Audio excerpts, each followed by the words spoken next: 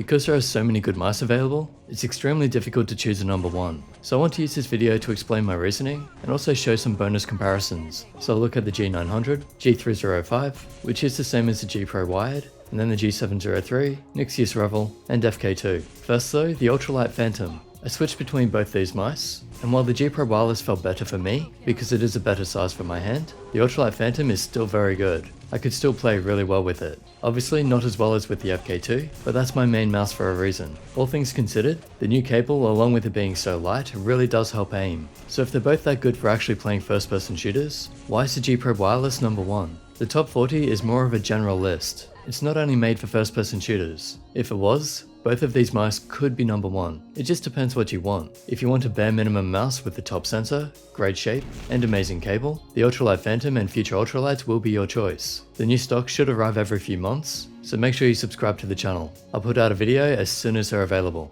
and also the usual discount code. Anyway, if you want a mouse that could suit left-handers and right-handers, that's with modular side buttons, wireless with software functionality, still extremely lightweight, then the G Pro Wireless is a better choice. See, this one can be used for all game types, and has a lot more functionality.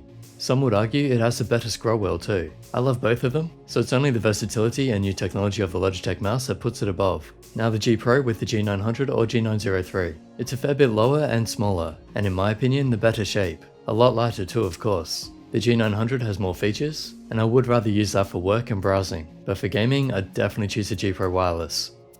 Compared to the G305, it's bigger and can have buttons on both sides. The G305 doesn't have as many features, but for my hand size, it's the better choice. So people with roughly 18 by 9cm hands, I wouldn't worry if you bought this, because I would still be using it. But if your hand size suits the G Pro Wireless, then that's a better mouse for sure. As always, you have to get what's right for you.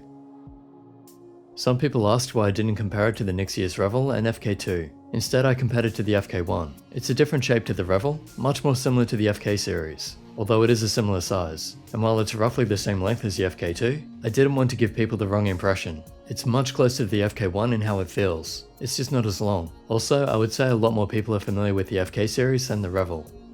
Next to the G703, it's smaller, ambidextrous, and again much lighter, but I still prefer the buttons on the G703. Not the side buttons though, those are better on the G Pro Wireless. Again, you have to choose what's right for you, but in my opinion, this is by far the best wireless mouse we've ever seen. But I'm still using the FK2, because the shape is amazing and it suits my hand size. While other companies are beating Zowie out in a lot of ways now, I think that Zowie still have the best shapes. And shape is extremely important when it comes to aim and comfort. And that's why you shouldn't be paying too much attention to the number in the top 40. Just use it as a general guide. Try to narrow down your choices and find the mouse that's actually going to suit you. And the G Pro Wireless is not cheap.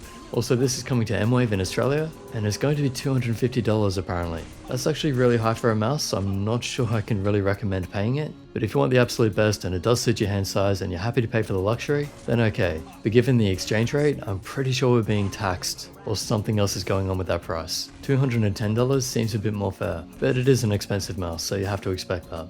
So I hope that helps. Usual links in the description if you want to help support the channel. Subscribe, like and share this video, and I'll catch you in the next.